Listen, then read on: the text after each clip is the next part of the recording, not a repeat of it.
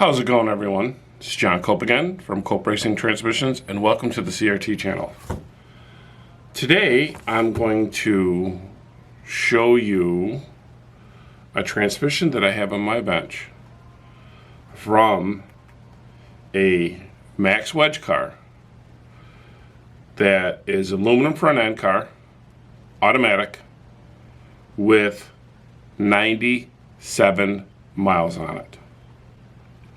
I'm going to open it up and see what it looks like on the inside of the trans. This being a Max Wedge car, it's been a race car its whole life. I normally want to put a billet drum in it and billet turbos and a trans brake or at least a reverse manual valve body. But and it converted over to 24 spline and all the other things that I like to do and most customers would want done. But this transmission is going to be left alone. We're not going to make any modifications to it. I am going to make sure that every single nut and bolt, every single screw, everything is going to be put back together the way it was from the factory. So I'm not going to make any modifications to it. I'm not going to put any special bands or any bolt-in sprags or nothing. It has to be as original as possible. This car is never going to be raced, so there's really no need to do all that stuff. Now, this transmission has been done by a company in Indianapolis in the 60s, which is no longer in business, and they put their name on the side of the door. So it's going to be interesting to see. They took this transmission out of the car when it was next to new and took it to this gentleman in Indianapolis to have it gone through. So I'm going to document the performance upgrades that he made to the transmission and leave them alone. I am not going to alter them in any way. Opening up this transmission is definitely going to be opening up a history book, a time capsule from 1964. So I'm really looking forward to it, and you're here to see what I'm about to see. So stick around. This is going to be a great video. We're going to go through this push-button transmission for a Max Wedge lightweight car with 97 miles on it.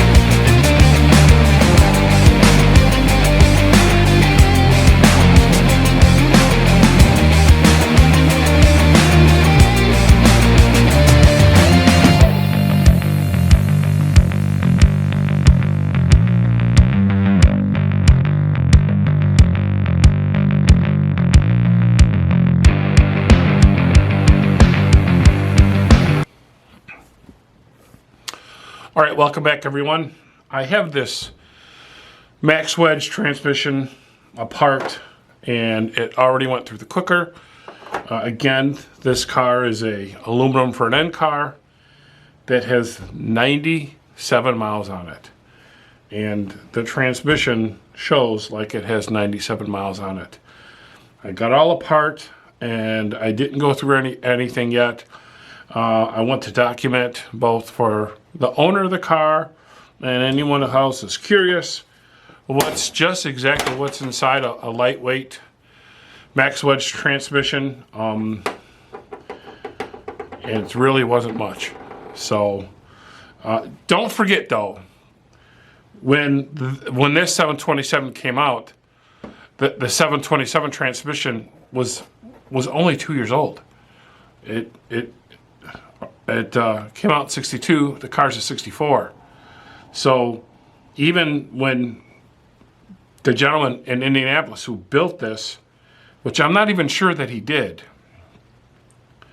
I don't show any indications at all of any high performance, of anything to do. There's one thing that I saw that was done, and I'm thinking it might have been factory.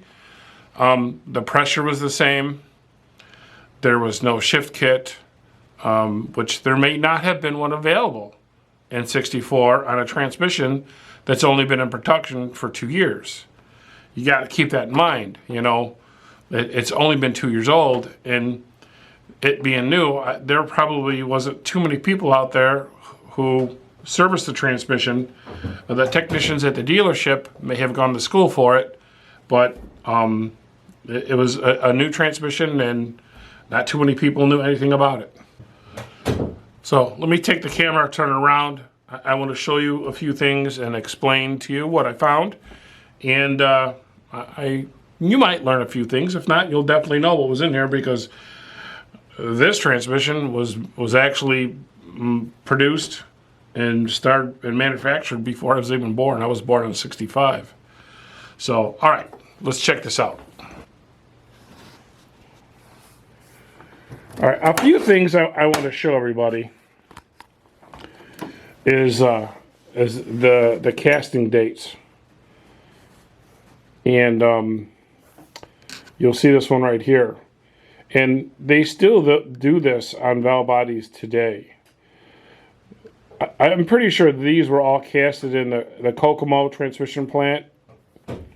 And how you can tell by the casting is this round circle has 12 spaces.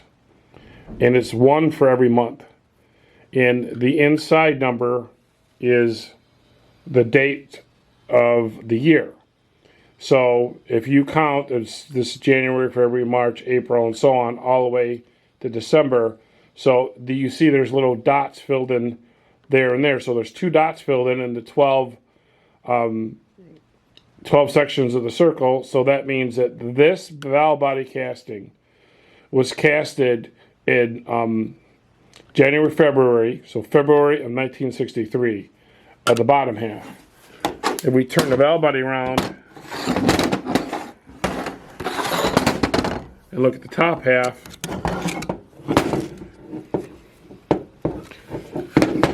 sorry for that, guys.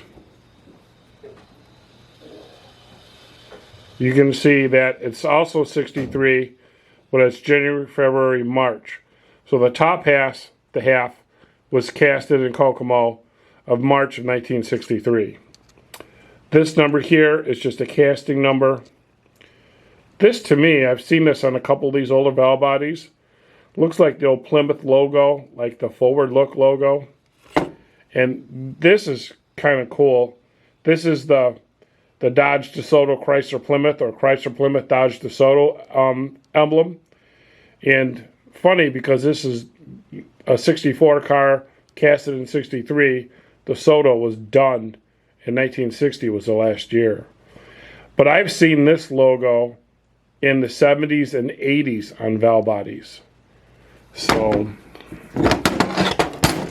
that same logo is also right here.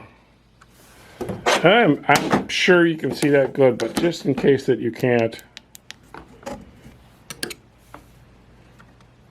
Chrysler, Plymouth, Dodge, DeSoto. And there's that Plymouth forward look logo. And I've also seen this Chrysler, Plymouth, Dodge, DeSoto on taillight lenses. So if you guys remember going to the taillight lenses and looking at the year, you also might see some of those on lenses. So go out in your garage and see if you got an old Mopar that has that logo on there. Chrysler also did a bar date code. And here again, I hope you can see this, because I am blind as a bat. But there's 12 lines here. So there's no place to put a circle, so they put 12 lines. And 3 of them are filled in, so that's March. And here is the 63. So the casting number on this rear pump housing is March of 63. I don't think I found one on this piece. The pump cover, the rear pump cover. But I did find one on the front servo cover.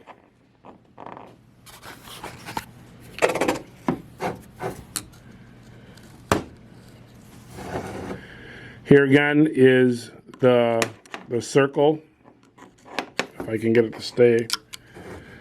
And it's got the year of 1963, and there's 12 in the circle. There's 12 boxes with 2 of them checked in with little dots. That tells you it was February of 1963. And then on the lower reverse servo, which is a much clearer casting,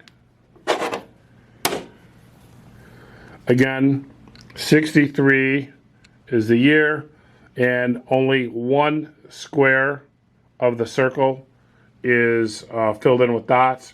So this was January of 1963. Here, and this here is a casting number. Did I find one on this servo?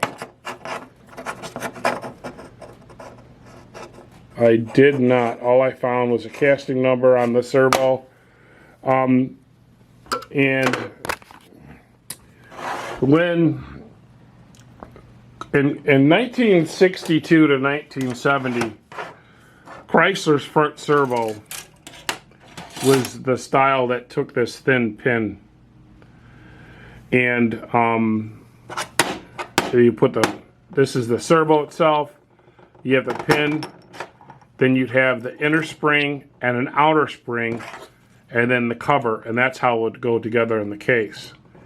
And I know on some of the Hemi transmissions, which this is not, Chrysler, the actual, from the dealer or from the manufacturer, would leave this outer spring out, thinking that was going to help them get a cleaner 1-2 shift, which it probably will, because there's a little less spring pressure on there, but that also caused a band overlap issue. And then they went ahead and threw a 5.0 lever in it, which just made it even worse. So Chrysler did do this on their lightweight cars, and I'm pretty sure this is how it came from the factory, or the manufacturer, however you want to call it, for Mother Chrysler. It did not have the outer spring. And since Chrysler did that, a lot of your old school builders would do the same thing, and they would take the inner spring out. But unfortunately, you kind of shoot yourself in the foot when you do that. I never leave that inner spring out. And I so bad want to put the inner spring back in here, because it'll help it shift cleaner into third gear. And if there's any overlap, that will take it out. However, I'm almost positive that that's the way it came from the factory. So for this build, as much as I want to add that spring to correct that issue, I'm not going to do that, because most likely this car will never ever go down the racetrack. And I mean, if it does, it'll be a light pass and a parade or something like that. It is not going to be raced. It's a factory Max Wedge aluminum front end car. I'm not sure what the dollar amount is on that, but I'm sure it's up there. I don't think anybody's going to take a chance to take that car down the racetrack. I would, but this owner's not. So we're going to leave that stock servo alone. Also, I'm big on putting low reverse billet servos in it. Here again, this is the factory one. I'm leaving the factory spring in it, the factory servo. I am not going to upgrade that. Matter of fact, I am not going to upgrade any of these transmission parts that you see on the bench. Everything is going to stay as it was, as in 1964 model year. Most likely this transmission was built in 63. I don't know the date of the car, of the production date of the car, but everything that you see here, I am leaving alone. Only because it's a survivor. And I mean, it's really hard for me to build a valve body and make no modifications to it. But the valve body had no modifications, so I did go through it. I put it back together already. The valve body is done. I did not use my gold bolts. I did not increase the pressures. I did not drill out the shift kit. I left it as it was from Chrysler and how it was when I disassembled it. There was, as far as the condition of the transmission when I disassemble it, the only thing that I saw worn from when it was raced was the band was pretty smoked. It's definitely got some heat on it. Now, this is not a Hemi band. This band goes in any 727 that's not a Hemi tranny. So this is a solid band. Chrysler used this solid band from 1962 to 1970. And the Hemi bands and the six-pack bands were a double wrap band. This is a single wrap. This transmission had one broken part in it. And I'm going to bag up that part and give it to the customer. When I took the tail housing off, this long bolt holds the bottom, it's the bottom tail housing bolt, and it holds the parking lever and spring in place. And I don't know how it broke, but it was broke inside there. When I took it apart, it was apart in a few pieces. So I'm going to save this, give it back to the customer, because it is a factory piece, and we have to replace that. I have a good used one. It's a Chrysler piece that's going to go back on there. So that is one part that I have to replace with this broken shaft. The other parts that I'm going to replace are just going to be, of course, the band, because the band is smoked and we need to put a good band in there. The clutches for the rear drum, which are the Ford clutch packs, are original. And they're kind of weird looking with these grooves.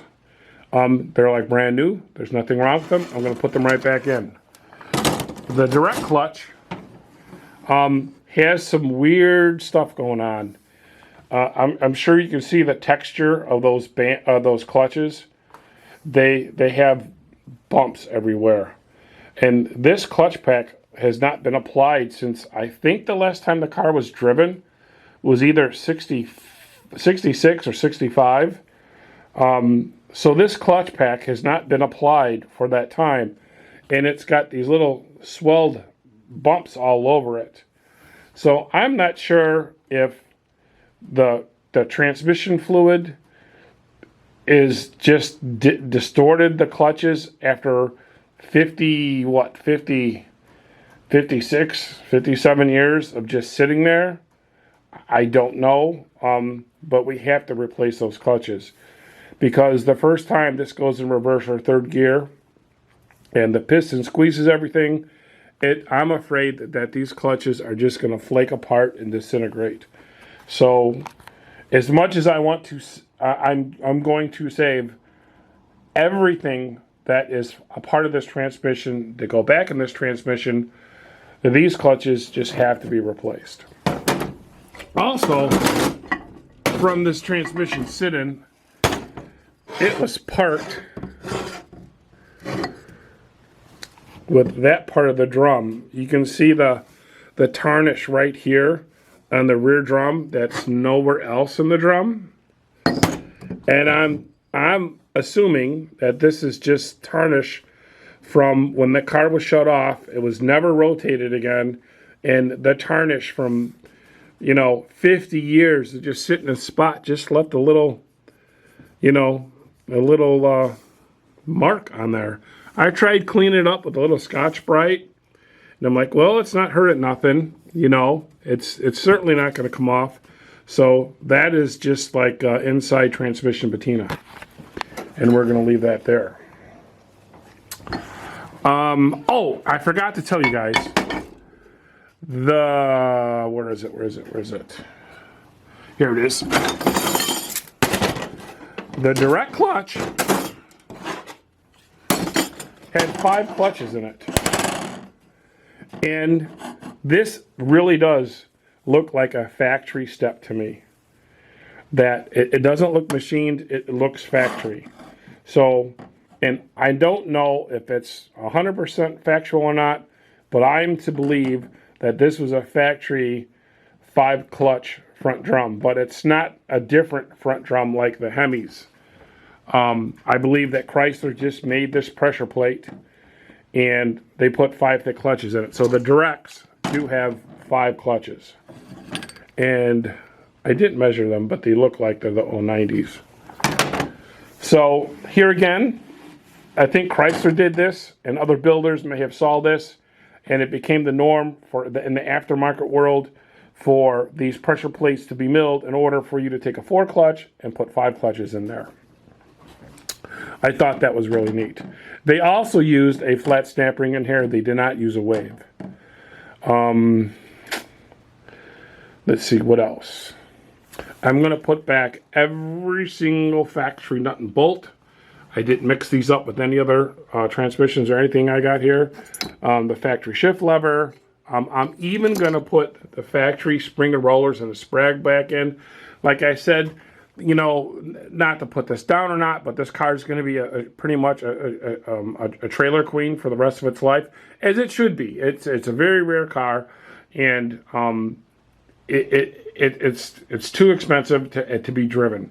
They might take a pass, a very light pass. So I'm not worried about leaving the stock factory sprag in it and replacing it with something else. And it's really weird because there's so many things that could be addressed to make the transmission better with the servo spring, a lever. I'm even leaving in the stock factory strut in here. I'm not putting no big struts in, no racing clutches, no nothing. It is going to be as factory as possible. So the only part that I'm going to replace are all the seals because they're dry rotted. So we have to replace all the rubber rings and seals on the pan gasket.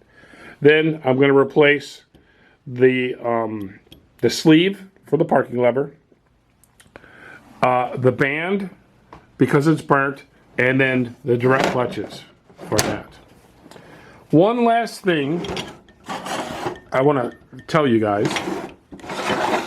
Check out these planets. I've seen these before, but see the step on here that you normally don't see on 727s? There's another one in the rear annulus. And you'll see the somewhat crudity of the planet casting, the actual planet. They are 3-pinion front and rear. Now, did Chrysler do this because it was a lightweight car and they wanted to use 3-pinion planetaries compared to 4-pinion and 1 less pinion made the car quicker, faster? That's a very good possibility. I wasn't around back then. I don't know. But what I wanted to tell you guys, the pinions on these early 62 and 63, and I believe even some 64s, were 1 degree different in pitch, including the front annulus, the rear annulus, both planets, and the sun gear, than all the other planetaries that were ever made all the way up to 2007. So if you ever come across these annuluses that have these big shoulders on them, or you see the crudity of these front planets, don't interchange those with planets made from 65 and later, because the pitch of the tooth is 1 degree different. You can't see it by the naked eye, but if you put like a 66 front planetary and a 63 annulus and spin it, it'll fit in there. It'll just make like a gurring noise when you spin the two together. You won't get that here. It's nice.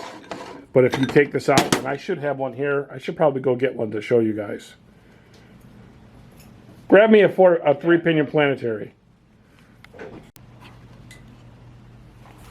Hello, are we on?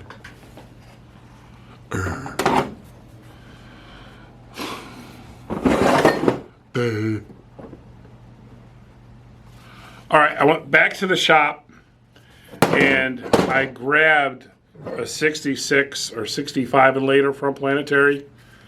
Could you see how much nicer the machining is, and the casting is a little bit nicer? This is the early one, this is the late one. And so I forgot, but you cannot. This is a 64 in a 64 carrier. This is a 65 and later, or a 66 and later. It won't even go in. See that? You can't get it in all the way. So you can't interchange it. However, I remember getting a planetary, an aftermarket planetary, and I couldn't figure out why one of the planetaries was not just right. It's because when they were taking apart planetaries, they didn't know about that. And they mixed up one of the early planetaries. So what I do is when we build planetaries, I have an annulus for a 65 and later, and I do a spin test. With all the needle bearings out, I put it in here and I go around like this to make sure it fits before I even build the planetary. Because I learned by someone else's mistake. So, yeah, that's about the planetaries.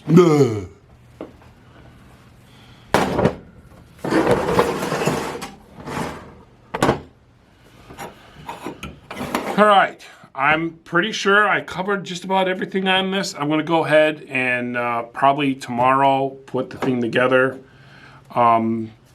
There's really nothing special or anything to show on that. It's just going to be a regular assembly. I hope to run into the customer and see the car in person. He came in from Minnesota to drop off the transmission. And you know, in that same week, that 1 week, I had the guys with the Max Wedge come in from Minnesota. We had Wilburn come in from Virginia, and then Jack and his son. What's his son's name? Scott. Jack and Scott came in from New York State. So last week was pretty crazy when it's from different people from different part of the country. All right, so I think I'm done. I'm gonna go home and see what Mama's got me for dinner. And I'm going to wrap this up. Thank you, everybody, for watching. I hope you got a little something out of this video. If you liked it, give me a subscribe, like, click, share, all that good stuff. And more part to you. We'll see you on the next one.